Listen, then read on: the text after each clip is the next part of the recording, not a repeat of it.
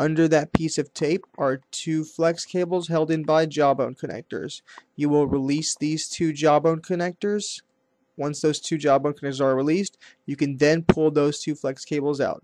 Make sure to pull the jawbone connectors in the right direction or you will completely snap them and destroy your phone.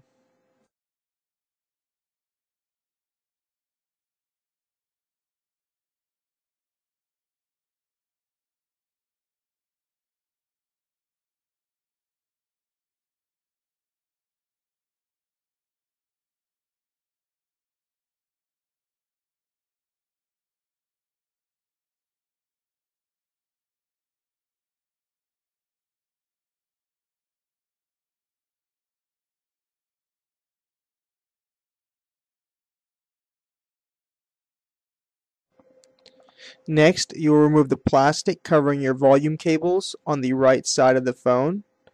Once that little piece of plastic is removed, you can go ahead and remove the piece of plastic from your motherboard of your volume power flex cable.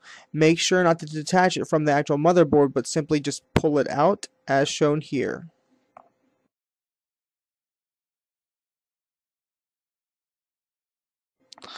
Once that flex cable has been pulled out, you can go ahead and disconnect two connectors on the back side of your motherboard. As you can see, one actually popped out while we were removing the phone's motherboard. The other one is held in. We will zoom in on it and you can see us disconnecting it from the board. Please note, these are jawbone connectors. Once again, make sure to pull them in the correct direction to not destroy these cables.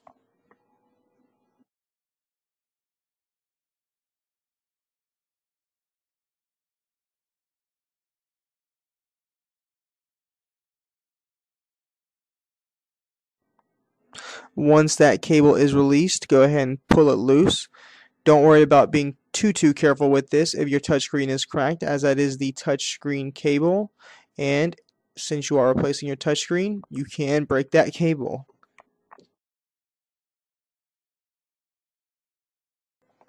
With all the cables released, you can now go ahead and pull your motherboard away from the LCD touchscreen digitizer and LCD assembly.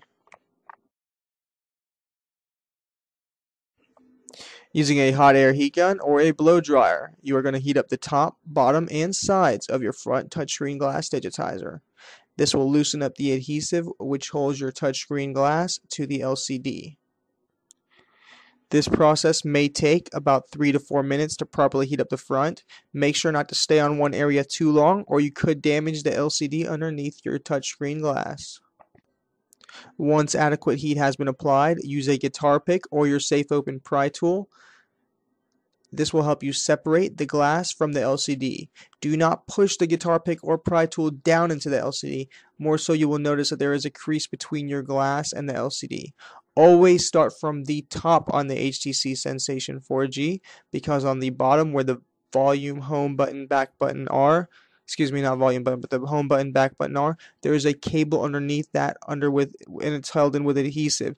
You do not want to rip that cable. I will show in the next sequence how we safely separated it without ripping that cable underneath.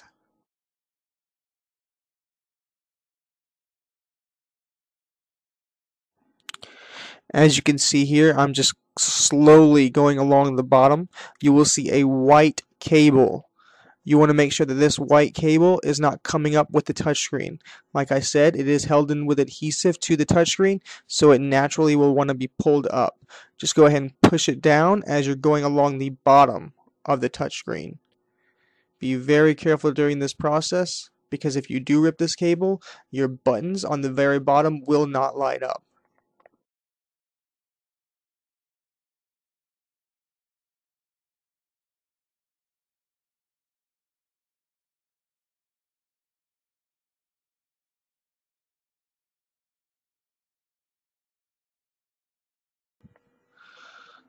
With that properly separated, you can go ahead now and pull your touchscreen glass digitizer out of the phone.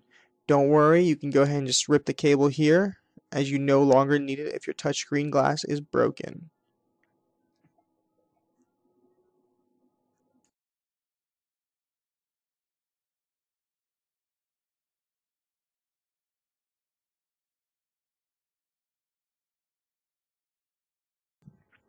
If any fingerprints get on your LCD, go ahead and use a microfiber cloth to clean up your LCD.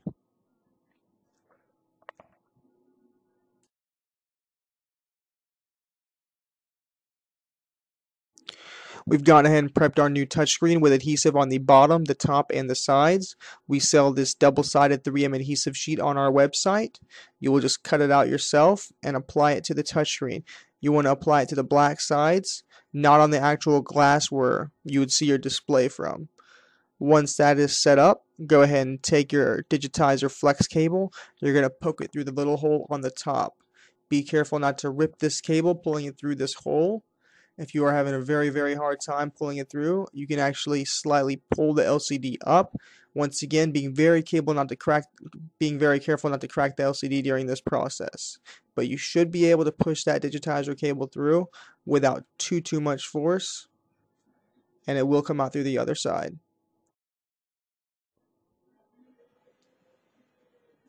Once the cable is properly through, you're going to go ahead and want to remove all the adhesive on the sides, the top, and the bottom, the one layer, so that you can safely apply it.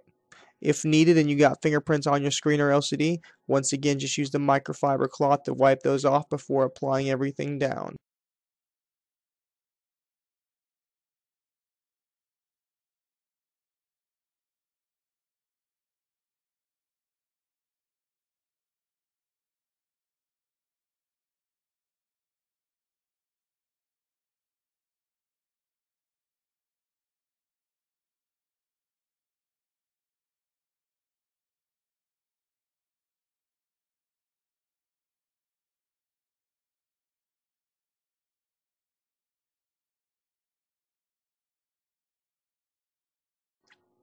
Go ahead and push the screen down, making sure it's flush with the entire frame, that there aren't any creases or spots where the screen's coming up on. Make sure it's nice and tight with the proper fit.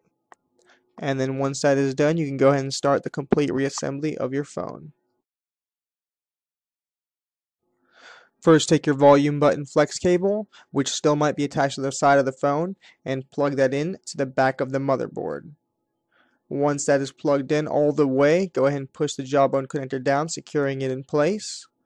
Next, you will take your touchscreen glass digitizer, plug that in all the way. Make sure this goes all the way in. If for some reason your touchscreen is not working after you've completely reinstalled your phone, this is the very first thing you want to check. You want to make sure that this jawbone connector was in fact plugged all the way in and one side wasn't out, and that it's perfectly flush. Once those two flex cables are in, go ahead and reassemble your motherboard in place. Make sure that the actual motherboard goes into its brackets properly, that no sides are sitting up, because when you put the back housing on or the screws in, you want them to be sitting perfectly flush on the board.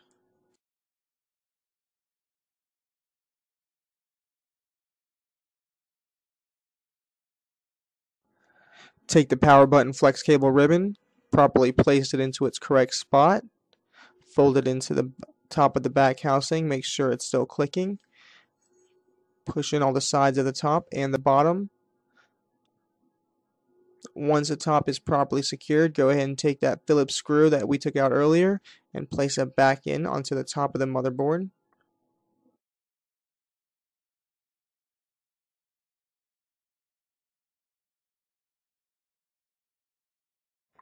Next, go ahead and secure the volume button flex cable back down into place.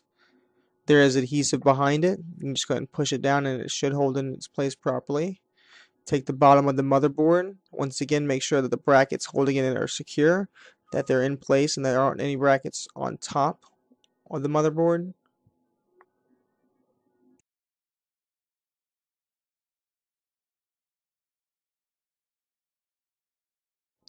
Once that is ensured, you can go ahead and plug in the two flex cable ribbons. Once the two flex cable ribbons are properly plugged in, you can go ahead and push down on their jawbone connectors, securing them in place. Make sure these ribbons are completely pushed in.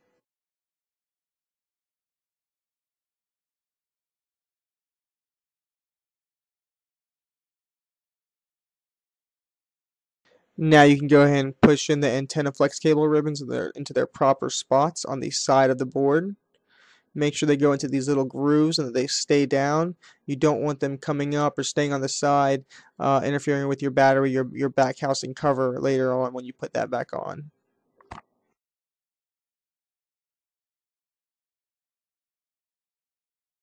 At this point, you can go ahead and place that little plastic that went over your volume button flex cable ribbon back on.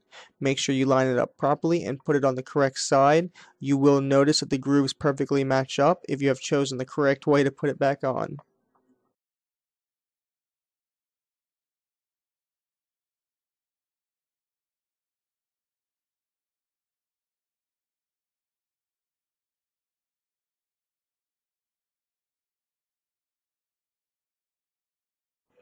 Go ahead and take your back housing plastic frame, place it in place, make sure the clips are properly secured.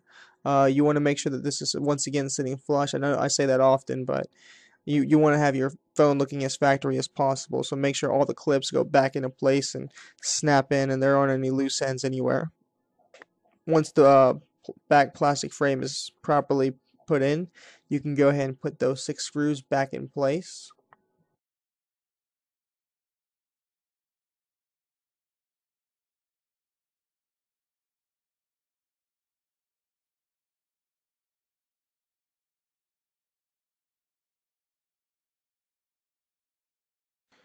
At this point, go ahead and put your SD card back in and your SIM card as well. Finally, your battery can go in place and then the actual back housing battery cover. Once that's all done, go ahead